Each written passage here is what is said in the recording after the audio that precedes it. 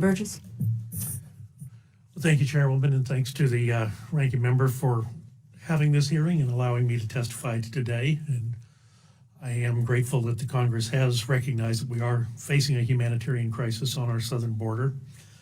The unprecedented surge in the number of unaccompanied children and family units crossing our southern border this year has stressed a system never designed to handle the current volume. In May, over 144,000 people crossed our southern border, the highest number since the crisis began in 2014. Over 11,000 of these individuals were unaccompanied alien children. These children endure terrible conditions to travel across the desert. Sometimes they ride on top of a train to reach our southern border. They deal with cartels, they deal with coyotes, they deal with gangs, they deal with human traffickers. When they arrive and they are determined to be an unaccompanied alien child, they are transferred to the care and custody of the Department of Health and Human Services Office of Refugee Resettlement. Secretary Azar, Jonathan Hayes, the acting director of ORR, and their teams are doing a good job under trying circumstances for these children with limited resources and sometimes gross mischaracterizations of individuals. With a surge in arrivals, Department of Health and Human Services does not have sufficient time to establish permanent licensed shelter beds. So the Department of Health and Human Services must care for these children as they arrive in the hundreds every day. Influx facilities like Homestead allow the Department of HHS to care for some children and those who are expected to be placed with a sponsor quickly for a shorter period of time.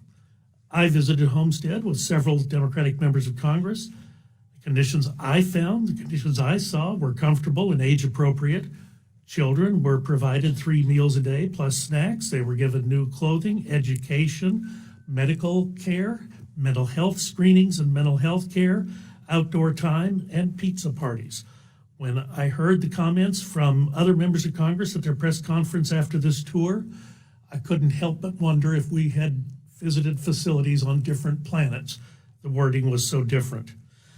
This crisis is receiving heightened attention and has caused some members of Congress to be highly accusatory. Sometimes they do so without visiting the shelters or speaking with the individuals about which they are making the accusations.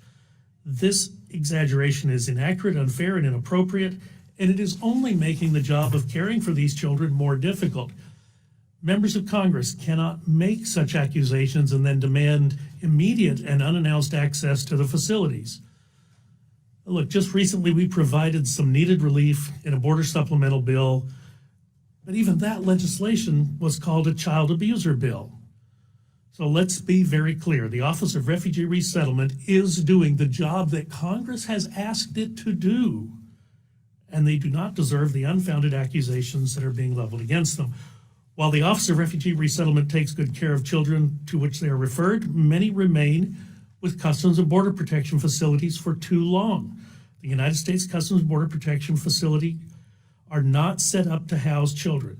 Placing a child in an Office of Refugee Resettlement operated influx shelter is far preferable to leaving a child for an extended period of time at an overcrowded and ill-equipped Customs and Border Protection facility. Everyone has an interest in moving these children out of the custody of Homeland Security agencies and into HHS care as quickly as possible. State licensed and small facilities are the most ideal situation prior to family placement, but when HHS does not have the capacity to accommodate the thousands of minors arriving in these small-scale facilities, it is preferable to move them into an influx facility and out of Customs and Border Protection. At least this way they can access medical and legal services and have access to child-appropriate activities and education rather than having them back up at overcrowded, resource-constrained Border Patrol stations. I also want to note that the Homeland facility was first opened and operated as a facility in the previous administration. Many of the services have been provided since the previous administration. I do not recall the cries of protest during the previous administration.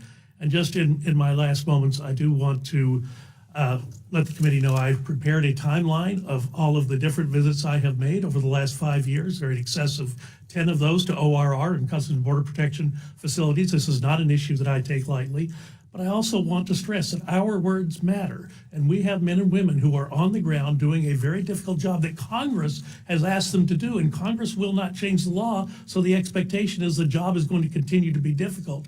I want to submit to the record a letter from Jonathan Hayes written to another committee because of the false accusations that were leveled against the men and women of his department. It makes it very difficult for them to do their job when they are accused in an unfounded way by members of Congress. I thank you for the time. I'll yield back. Very much for coming forward this morning and your